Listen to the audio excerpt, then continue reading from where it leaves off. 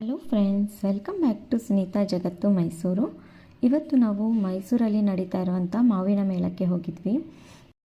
ಮಾವಿನ ಮೇಳ ಬಂದುಬಿಟ್ಟು ಗ್ಲಾಸ್ ಹೌಸ್ ಒಳಗಡೆ ಇರುವಂಥ ಒಂದು ಪಾರ್ಕಲ್ಲೇ ನಡೀತಾ ಇತ್ತು. ತುಂಬಾ ಚೆನ್ನಾಗಿರುವಂಥ ಒಂದು ಎಕ್ಸ್ಪೀರಿಯೆನ್ಸ್ ಅಂತಲೇ ಹೇಳ್ಬೋದು. ಏನಕ್ಕಪ್ಪ ಅಂತಂದರೆ ಮಳೆ ಬರ್ತಾಯಿತ್ತು.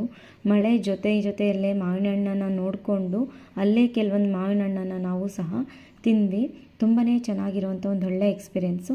ತುಂಬಾ ಕಡಿಮೆ ರೇಟಿಗೆ ಈ ರೀತಿ ಮಾವಿನ ಹಣ್ಣು ಸಿಗೋದು ತುಂಬ ಕಡಿಮೆ ನಮಗೆ. ಹಾಗೆ ರೈತರಿಂದ ನಾವು ತೊಗೊಂಡ್ರು ಅವ್ರಿಗೂ ಸಹ ಹೆಲ್ಪ್ ಆಗುತ್ತೆ, ಹಾಗೆ ನಮಗೂ ಸಹ ಕಡಿಮೆ ರೇಟಿಗೆ ಸಿಗುತ್ತೆ.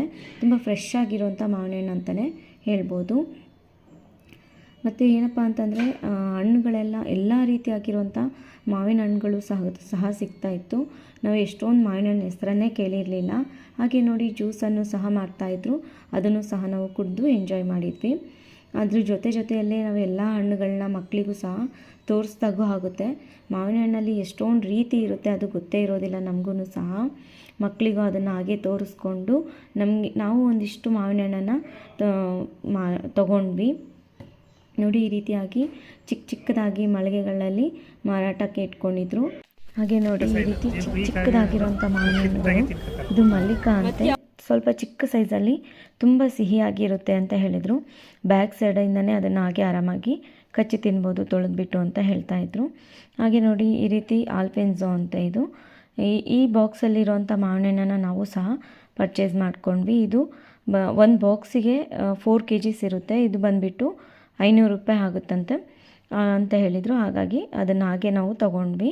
ಈ ಮೇಳ ನಡೆದಿದ್ದು May 23rd, 24th, 25th ನಡೀತು.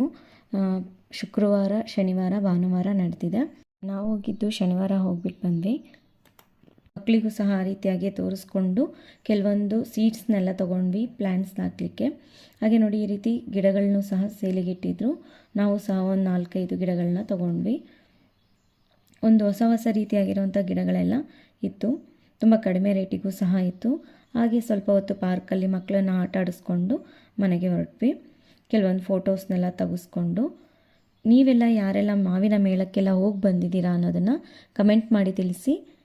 ಈ ವಿಡಿಯೋ ಇಷ್ಟ ಆಗಿದೆ ಅಂದ್ಕೊಂಡಿದ್ದೀನಿ. ಇಷ್ಟ ಆಗಿದರೆ ಪ್ಲೀಸ್ ಲೈಕ್ ಮಾಡಿ, ಶೇರ್ ಮಾಡಿ, ಸಬ್ಸ್ಕ್ರೈಬ್ ಆಗಿಲ್ಲ ಅಂದರೆ ಸಬ್ಸ್ಕ್ರೈಬ್ ಆಗಿ. ಮತ್ತೊಂದು ಒಳ್ಳೆ ವಿಡಿಯೋ ಜೊತೆಗೆ ಭೇಟಿ ಆಗೋಣ. ಧನ್ಯವಾದಗಳು.